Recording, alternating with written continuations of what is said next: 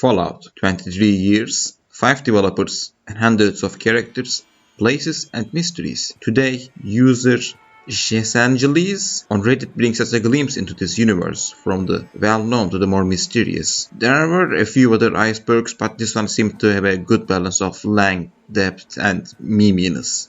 The tip of the iceberg, what is well known. Fallout 4, 3, New Vegas, and 76. These are the modern Fallout games released by Bethesda. They are the most well known and most played ones. Another settlement needs your help. This is referencing a common quote from Preston Garvey in Fallout 4 telling the player that they can rescue and induct another settlement into their faction. This quote quickly became a meme in the Fallout community for how annoying and repetitive these missions and Preston's demeanor can get. So what do you plan on doing about the jet problem in our community? How about the settlement problem? Another settlement needs our help. I'll mark it on your map. Nexus Mods. Nexus Mods is an online website where people can download various mods for their games, including the Fallout games. Todd Howard. Todd Howard is the executive producer at Bethesda Softworks, which produced the modern Fallout games. His reputation is often questioned within the gaming community, with some calling him a liar to others. Well, explore at your own peril. Obsidian good, Bethesda bad. The original games for the Fallout series was made by Black Isle Studios, but after their parent company went bankrupt, Bethesda took the mantle of continuing the series, and along the way they made some controversial changes to the game's design, a topic on which I've actually made a video on. But after releasing Fallout 3, they gave the responsibility of making a new game to Obsidian Entertainment. The small company, despite a very tight schedule, developers getting replaced constantly, restrictions because of technical difficulties and general lack of organization, managed to make arguably the best title in the series, Fallout New Vegas. This understandably led to a lot of people arguing that Obsidian was better at making games than Bethesda, who actually owned the series. This opinion was repeated so many times that it soon became a meme, thus Obsidian good, Bethesda bad. The Iceberg. Less known things. Fallout 1 and 2. These are the first and second games in the series. I guess the creator put this here because fewer people have played it. Van Buren. Fallout Van Buren was supposed to be the fourth game in the series, but despite having a large portion of the game completed, the game was scrapped because of lack of funding. However, a lot of ideas in the game were reused in the Fallout New Vegas. Marilyn. Marilyn was bad to be one of Mr. House's private security runs, meant to serve him. She was cut from the game due to errors in her voiceover, which could not be fixed in time. NCR and Great Guns are from the same vault. This references the fact that in the first game, the town of Shady Sands, which would later become the NCR, was founded by the developers of Vault 15. Some of the people from Vault 15 decided that they didn't want to be settled down after leaving the vault, and decided to instead become raiders, naming themselves the Great Khans. Almost 160 years later, they will still be fighting the NCR. No mutants allowed. This is a Fallout forum dedicated almost entirely to the original games made by Black Isle before Bethesda. They are often known for their toxicity when it comes to talking about the newer games and hostile attitude towards Bethesda. This comment I found on a Reddit post puts it best by Sigurn. No mutants allowed is like any gaming forum in the entire world. There are good apples and rotten apples. The good apples are upset Fallout took a whole different direction, and they complain about reasonable issues with the new games, and of course, dislike people who don't bother touching the original games. The rotten apples are the ones that nitpick elements from the newer games. I'm not talking about computers shouldn't be working nitpicks, which is reasonable complaint. I'm talking that the game is shit because the value of slaves is different than the value of slaves of the earlier games, and here are equations to prove that economy of the new game doesn't make sense. Caesar's Legion is the good guys. The Caesar's Legion is a faction from Fallout New Vegas known for their misogyny, slavery, brutality, and general philosophy of murder and autocracy. But still there are those who think that the Legion is actually overall good for the world. The justification ranges from taking the game's own philosophy and saying that the Legion counters the corrupt NCR and saying that their brutality is actually good for establishing order, to conspiracy theorists. Fallout Restoration Project. This project was made to, say it with me, restore the original Fallout 2 from the Fallout Wiki. The purpose of this project was to add back into Fallout 2 all the missing content, locations, NPCs, items, etc. that were pulled or left unfinished in the original game, as well as to fix some bugs where possible. This expansion attempted to stay true to what made Fallout great, and thus, the new content was going to be a reality of what the original game developers wanted. It is currently considered completed. Sergeant Dornan. Sergeant Dornan is an NPC from Fallout 2, known for his over-the-top Full Metal Jacket attitude. His speech and personality has made him into a meme. Listen for yourself. You are out of uniform, soldier! Where is your power armor? Don't have any? You expect me to believe that, maggot?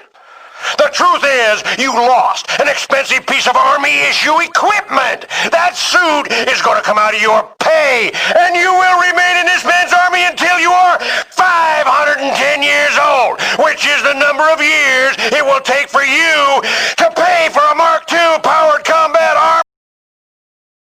Below the surface. Fallout Tactics. Fallout Tactics was the third main game in the series. It was different from the other games as it used a real-time combat system and had a mostly linear story. It is still considered one of the controversial games for deviating so much from the series. New Arroyo. I think this references the picture in the end of the game cutscene in Fallout 2, where you can see the newly built Arroyo, the starter town from the game. Gizmo. Good, Killian, bad. In the first game, the Vault Dweller has to resolve a conflict between the two rival parties in Junktown. Mostly, players will assume that the low-laying, honest merchant Killian is the correct option when deciding who to help. But actually, you can help Gizmo, the obese gambling and prostitution runner gangster too. In fact, if you help him at the end of the game, the narrator says that Junktown later turned into a prosperous gambling center, prompting many to say that helping Gizmo is the correct answer. Personally, if you ask me, a literal homicidal greedy gangster running a town isn't such a good idea. Talking with Fiends. The Fiends are a group of raiders known for their use of drugs and general degeneracy. In the regular game of Fallout New Vegas, you can only talk to the Fiends once to sell them drugs, but originally there were meant to be multiple quests involving the Fiends and many more conversations with them, which were cut because of time constraints. You can still find many of these interactions in mods. GURPS. Originally, the Fallout series was meant to be a tabletop RPG akin to Dungeons & Dragons. When the game became a video game, it still used a very tabletop-like system and was made with a tabletop simulator called GURPS. Fallout Brotherhood of Steel. This game doesn't exist. If anyone tells you as such, they are liars. Do not attempt to look any further into this topic. Fallout Bible. The Fallout Bible is a series of documents compiled by Chris Avellone in 2002. It included many design documents about the original Fallout games and gives us a great insight into what the series was meant to be. It is, however, not connected to the modern Fallout games, and thus is not considered canon by Bethesda. Fallout Shelter Online. This is the mobile game released after the original Fallout Shelter. It was made by a Chinese company and is only available in East Asia. It follows a similar way as the original Fallout Shelter, but with more story and different characters. Slanter. The Slanter are intelligent, FEV mutated raccoons that were cut from the final version of Fallout. They were akin to the intelligent Eticolos from Fallout 2. I honestly hate the fact that they were cut. Just look at them. Koira or Gojira. It is an unused monster in the form of a giant gecko from New Vegas. Gojira was never intended to be in Fallout New Vegas. It was created by Seth McCaughey for fun to terrorize Camp McCarran. It is the most powerful NPC in the game. Cryolator. The Cryolator is a cut weapon from Fallout 3, which is meant to freeze enemies. It was later added to Fallout 4. Middle of the Iceberg. Fallout 3 Dead becoming a super mutant. According to Fallout 3 official game manual and concept art, James, the father from Fallout 3, was supposed to be found in Vault 87 as a super mutant. So instead of finding him in Vault 112 Tranquility Pods, you will find him inside one of the Vault 87 FEV chambers captured by other super mutants. Upon encountering him, he will recognize you and will pretty much start the whole dead conversation. He will tell you about what happened to him and what he was doing in Vault 87. He will beg the player to end his life. Another fun fact, Fox model is directly derived from James's super mutant model. Basically, Fox is what James could have been. The reason why this was scrapped was because the writers felt it too cliche and emotionally detached. They wanted to actually interact and attach to James's character before finally killing him.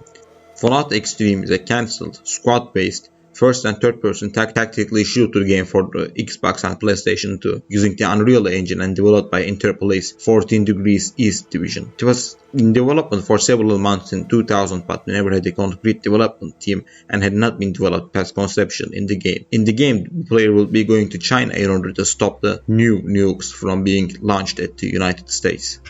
Fallout V13, Fallout Online, not to be confused with the unofficial Fallout Online, or its codename Fallout V13 was meant to be an MMO in the Fallout series, but Interplay's rights to the development and publishing of the game was subject of a legal dispute between Bethesda Softworks, the current owner of the Fallout franchise, and Interplay. Even if there was no legal dispute, Interplay could not have afforded to make the game. Fallout 1.5. Fallout 1.5 Resurrection is a mod for Fallout 2, developed by 4 fans of the game from the Czech Republic. A version was released on 3rd of October 2013. Working on the mod during their free time, the development took approximately 10 years. The mod offers a completely new story and locations. It is estimated that finishing the game takes 25 hours. The title Resurrection symbolizes not only a revival of the old Fallout, but also the protagonist of the mod who was resurrected. TV Town. TV Town was a cut location from Fallout 2. The town was created by an intelligent computer, populated by androids based on the 50s and 60s TV shows. It was the envy of the surrounding settlements, all of which wanted some of its technology, mobile base. This probably references the mobile crawler of the Enclave in Fallout 3 Broken Steel. It was the main base of operations for the Enclave, and could move very slowly on its tracks. Area 51. Many have proposed theories as to where the real-life Area 51 in the Fallout universe could be. Area 51 is mentioned in Fallout as a print on a flying saucer in the alien ship's special encounter. It was to appear as a location of Fallout 2 and be inhabited by a group of scientists, but was cut from the final version of the game. Turbo Laser Rifle. As far as I could find, there is no turbo laser file in the games. This may be talking about the turbo plasma rifle, which itself is strong but is not a particularly important weapon from Fallout 1 and 2. Fallout Nevada. This is a conversion of Fallout 2 made by a Russian team. It follows the story of a vault dweller from Vault 8. Play modes for talking heads. In Fallout 1 and 2, only a select number of NPCs actually have voices and regular faces. For some of these, talking heads as they were called, clay models were used to animate them. Middle of the Iceberg. Fallout Sonora. This is a mod made by the same people that made Fallout Nevada. It is in early stages. On a side note, the wiki pages for both mods were clearly written by the mod authors. Let's take a moment to read them. Fallout Sonora, the story of an ordinary peasant who's pushed on the difficult path by misfortune, an ordinary person finding themselves on crossroads between the sides of light, between the past and the future. The Sonora desert awaits you, villager. What will you do with your freedom? Non-linear story, around 100 quests, new world map, authentic depiction of locations. Rotface. Rotface is one of the most interesting pieces of content from Fallout New Vegas. Of the various NPCs with content, he has one of the longest pieces of dialogue and an entire unmarked quest to go with him, which will have multiple endings depending on how we treated Rotface. Vault 13 reference in Vault 101. Vault 13 is the original vault from Fallout 1. A card hanging on the wall of Vault 101's canteen references the number 13, but this could have been a coincidence too. Control R. In Fallout 2, pressing Ctrl and R in the main menu, you can jump to any location in the Fallout world you want. The only problem is that you can't do anything once you are there. It must have been accidentally left by the developers. Kellogg is still alive in Nick's brain. In Fallout 4, you have to hunt down, kill, and then, for complicated reasons, remove the brain of Kellogg the mercenary. However, in the process, you install Kellogg's cyborg brain into your synth friend Nick's head. This later causes Kellogg to be able to speak to you through Nick, but the game doesn't elaborate on this much further, and there are only a few bits of dialogue. Hope you got what you were looking for inside my head. That was right. I should have killed you when you were on ice. You want to try for round 2? Let's go! What? What are you talking about? Wait. Were you just playing a joke on me? I guess that's for you to wonder and for me and Kellogg's memories to know for sure. Anyway. Vault 11 Survivor. In Fallout New Vegas, there is a Vault 11. Its social experiment was one where one individual was selected each year to be sacrificed. This experiment ends in expected disaster, when the vault turns into anarchy after no one is willing to be sacrificed, leaving only one person alive in the process to leave the vault and disappear into the wasteland. Olympus 2077. This is another Russian total conversion mod for Fallout 2, but this one is not yet translated in English and does not take place in the Fallout universe. Scanning room. Originally it was planned that Mr. House could be seduced, presumably by female characters.